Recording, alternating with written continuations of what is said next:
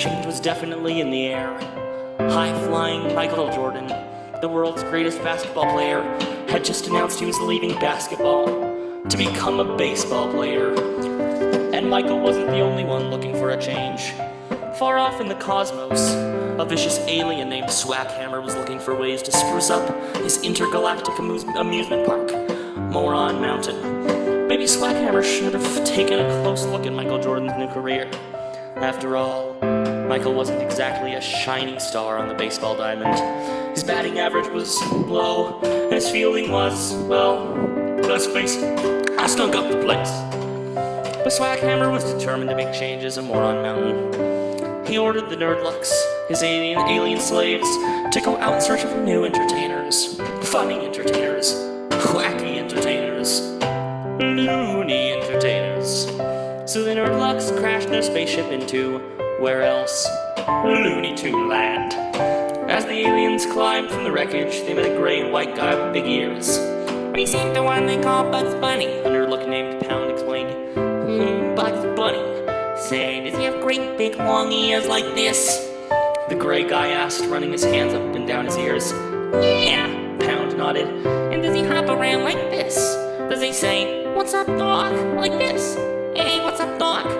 Pound smiled. Yeah, he said. The furry gray fellow took a bite of his carrot.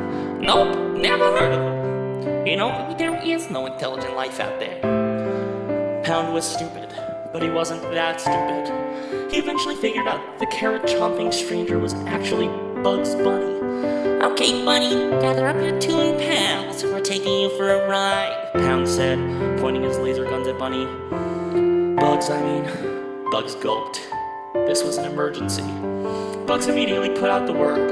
It was time for an emergency Looney Tunes meeting. The Looney Tunes were in the middle of an exciting cartoon when they got the call.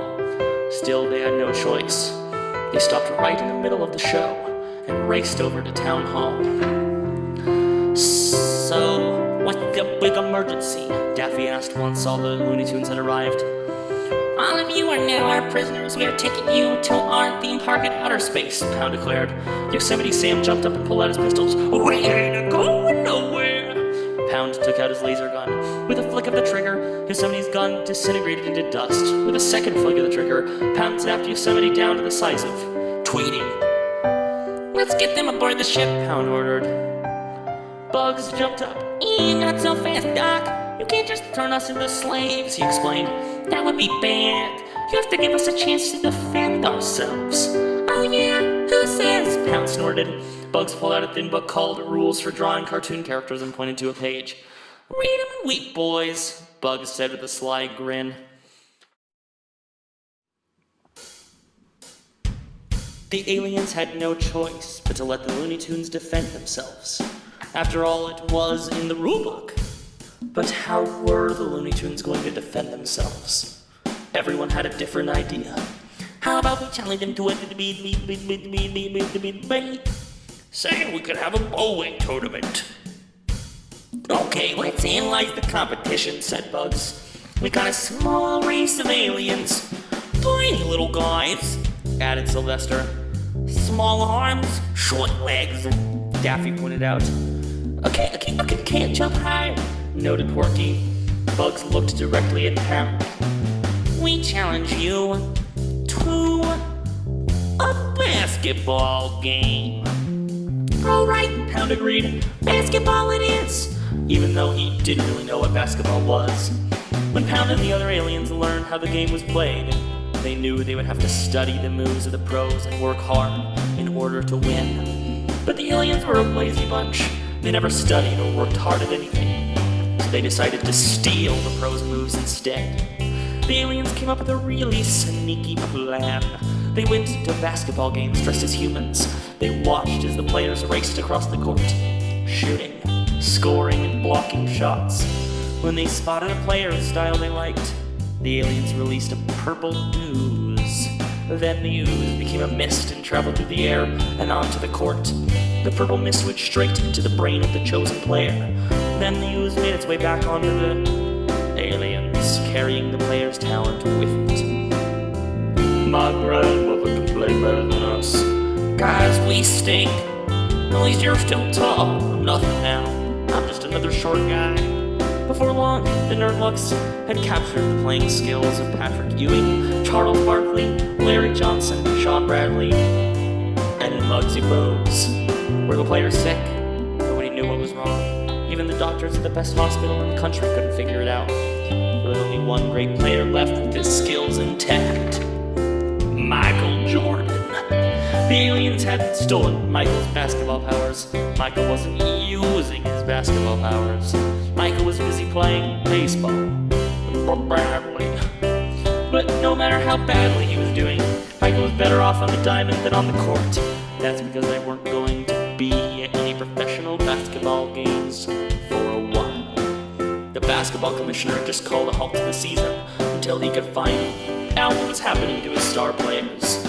But the Looney Tunes were members of that league. Their big game was going to be played as scheduled. Coach, there's an important strategic question I need to ask you, Daffy said to Bugs during the team's afternoon practice. Bugs looked up to discover Daffy modeling some wild team uniforms. What do you think? Daffy asked. I'm kind of partial to purple and gold myself. It goes better with my coloring. Before Bugs could tell Daffy exactly what he thought, Porky came rushing onto the court. Turn to use the court. The pig squealed. The Nerdlucks raced onto the court. Daffy started to laugh. Too bad you can't practice getting taller, boys, he said. Daffy should have kept his mouth shut. The aliens lined up in formation. Each little guy took out his own bottle of purple ooze. The Looney Tunes watched with disgust as the aliens raised their bottles to their lips and drank the sloopy, smelly goo. I think we might need a little bit of help. At first there was a loud burp, then a purple gas surrounded the aliens. The aliens began to grow and grow and grow until they towered threateningly above the Looney Tunes. A suffering succotash of our monsters.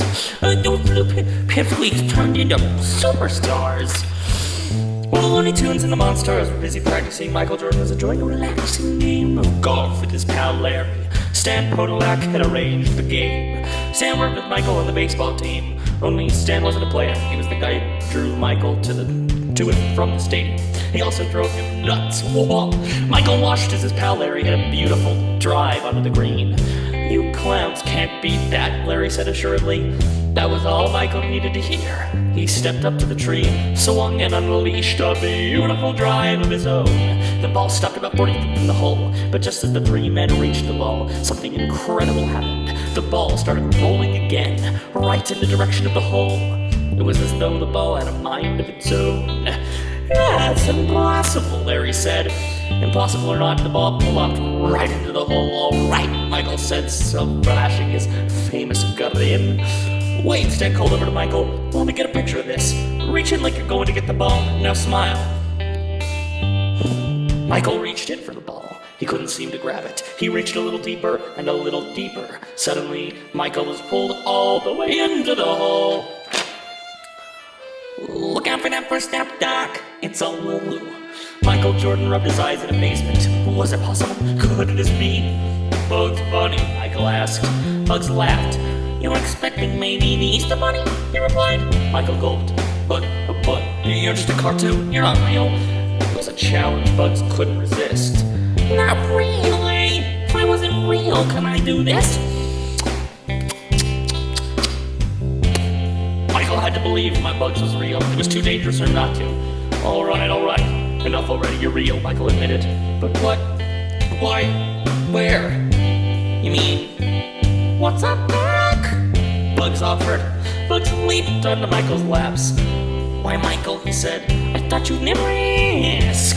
Bugs told Michael about the aliens who wanted to capture the Looney Tunes and take them to Moron Mountain. Then he explained about the upcoming basketball game. Michael's eyes grew wide as Bugs described the way the tiny aliens had morphed into giant monsters. Am I getting through to you? Bugs asked, finishing his speech.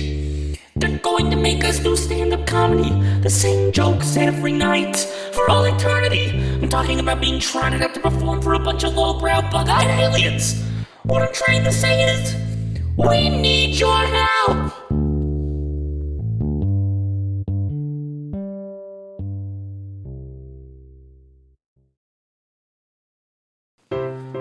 Michael sighed. "But I'm a baseball player now," he explained to Bugs. "Yeah, and I'm a Shakespearean actor," Bugs replied sarcastically. He led Michael into the Looney Tunes gym. "Look, I want to help," Michael told the Looney Tunes, "but I haven't played basketball in a long time. My timing's all off." Bugs smiled. "Well, fix your timing," he said proudly. "Look at our facilities." Michael glanced around. He was amazed by what he saw. "We got hoops," Daffy said. "We got weights," Taz added. "We got basketballs," Sylvester shouted from beneath the pile. Crash! Before Michael could say anything, 5 huge, menacing monsters came smashing through the stadium walls. "Who are these guys?" Michael asked Bugs. "Well, I remember the tiny aliens I told you about," Bugs replied.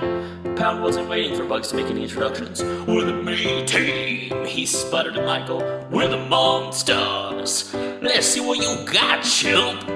Pound fired a basketball right at Michael's head. Michael grabbed the ball. "I don't play basketball anymore," he said, firing it back at Pound.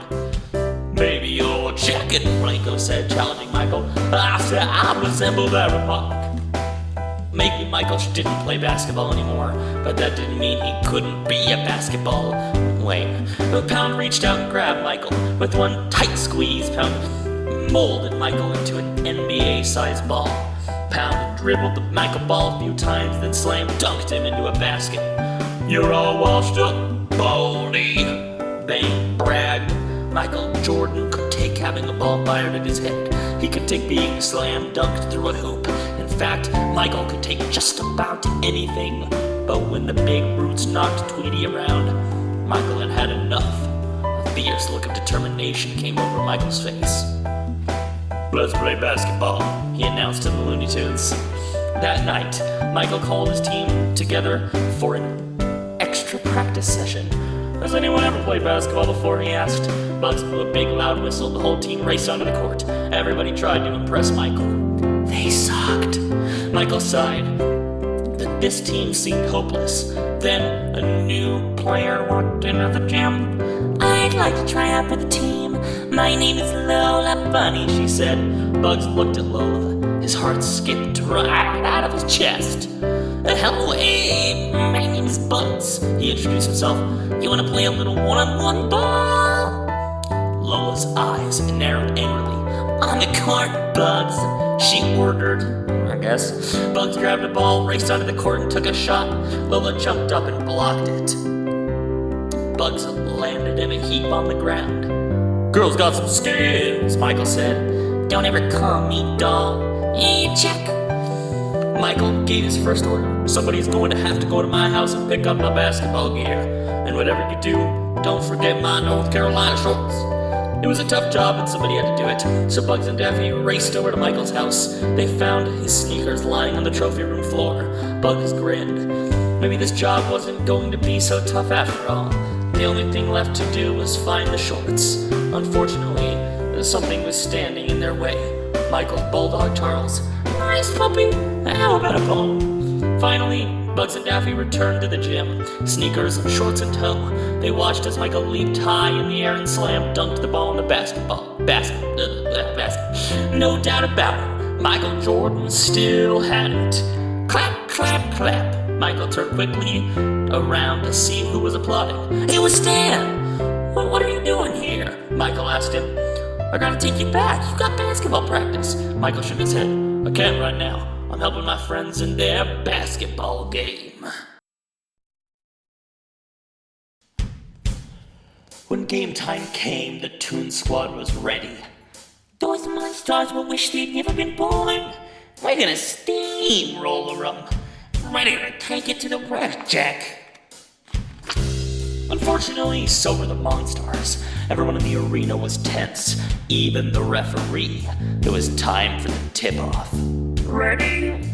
The referee tossed the ball in the air. Pound and Michael jumped. Michael tipped the ball to Bugs Bunny, who just stood there. I got it! Bugs cried as he held the ball tightly to his chest. The Monstars charged right at Bugs. "Coming through, little boys." Not a snarl. He grabbed the ball from Bugs, then Blinko hammered Bugs into the court like a skinny gray and white nail. Almost the entire Toon Squad froze in fear. Only Lola and Michael seemed to be able to move. It was up to them to guard the whole Monstar team. It wasn't an easy task. Not raced across the court. The Mega Monster leaped into the air and swish! The Monstars were really in a groove. They shot, they scored, they slammed Looney Tunes to the ground. By the end of the first half, the score was Monstar 64 to Looney Tunes 18. The Toon Squad made their way back into the locker room, and their faces almost dragged across the floor. "All right, now here we come." The Monstars, on the other hand, raced back into their locker room, cheering all the way. Swackhammer was there to meet them. "Not bad for the first half," he told the Monstars, "but we're gotta keep this up." "Ain't no problem," Pound said. "We stole a talent from the best players in the basketball." Not explained. The Monstars were sure the game was in the bag, but the Monstars hadn't counted on the Toon Squad's secret weapon. "Stan Podolak, shut up. I smell something. It smells like a spy." "Oh, we have been playing really hard." Stan had snuck into the Monstars' locker room, hoping to find the secret to their success. And after hearing Pound and Knot, even a numbskull like Stan could figure out what had happened. Stan Podolak was now the only person in the world who knew what had happened to the star player's talent. He rushed back to the Looney Tunes locker room to reveal the Monstars' secret. "The Monstars," Stan wheezed.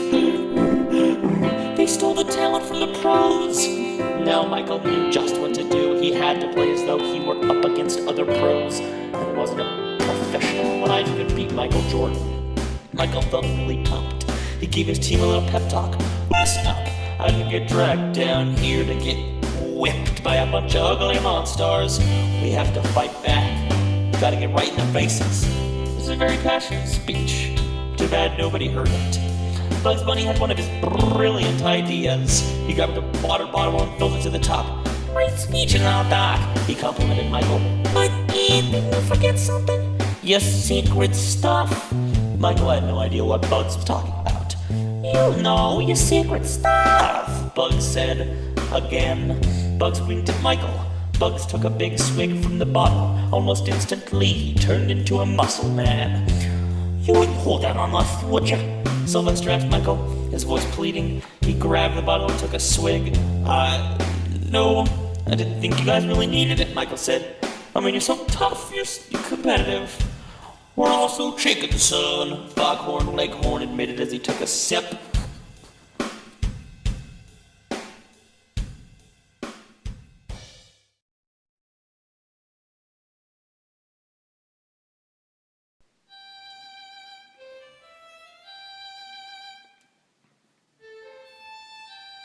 It was time for the second half of the game. The referee blew his whistle and tossed the ball.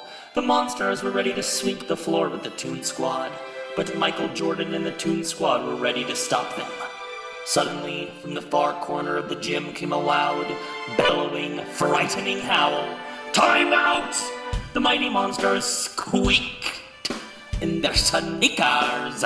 The voice belongs to the person they feared most. Their boss, the evil Swackhammer. Swackhammer strutted onto the court and slammed Pound. "Where did you get this guy?" Swackhammer asked, pointing to Michael. "Because he's a baseball player." Not explained. "He looks like a basketball player to me," Swackhammer said. "He's the one I want for more on Mountain." Michael laughed. "Hey," he called over to Swackhammer. "You want a piece of me? Come and get it. How about we raise the stakes a little? If we win, you give the pros their talent back. If you win, you get me." Swackhammer looked at his mean, lean Monstars. Then he looked at the wimpy Toon Squad. It was an offer he couldn't refuse. "Crush him," he shrieked. The game resumed, and this time the Monstars would stop at nothing. One by one, the Monstars destroyed the Toon Squad. They slammed Daffy. They pounded Porky and trampled Taz. All the while, Michael was scoring, but he knew he needed help. The Toon Squad was down to 4 players on the court. They needed 5 to play. Unfortunately, all the substitute players were injured. If they didn't find a 5th player, the Toon Squad would have to forfeit the game, and Michael Jordan would become Moron Mountain's newest attraction. Then, Michael spied his fifth player sitting alone on the bench, the Toon Squad's secret weapon. Stan Podolak, Stan, you're in its center, Michael told him. Now Michael had all the players he needed. They could start playing again. But first, Daffy had a question. You got any more of that secret stuff? He asked. I think it's starting to wear off. Michael smiled. It didn't wear off, he said. It was just water. You guys had the special stuff inside of you all along. The Toon Squad lined up on the court. Michael looked at his teammates. They were a mess. A sorry mess. All except Stan, but he had his own problems. Still, at least there were 5 of them. Just guard the big guy, Michael told Stan. Guard him? Oh, smother him, bragged Stan. Unfortunately, the only one who got smothered was Stan. Luckily, just before the monsters flattened him into a pancake, Stan managed to shoot the ball at the hoop. Michael watched the ball soar through the air and went through the basket. Amazing! But not nearly as amazing as what happened next. Foghorn raced onto the court with a spatula. Then he scraped up the Stan cake and flopped him onto a stretcher. Before long, Stan looked human again. Well, as human as someone could like Stan could look. How'd he do that? Michael asked. Anyone can do that, Doc. Even you. This is Looney Toon Land. Michael looked at the scoreboard. The Monstars were winning by 1 point. The Toon Squad had a chance if they could find their player to replace the injured Stan. Just then, Roadrunner raced onto the court. All right! It wasn't Bill Murray. We've only got 10 seconds, Michael told his teammates. They have the ball. We go for the steal. Michael grabbed the ball and leaped into the air. The Monstars weren't going to let His Royal Highness fly. They rose up high. A sea of monster arms and bodies blocked Michael's way. Now, if this had been a professional game, Michael would have been finished. But this was Looney Tunes' game.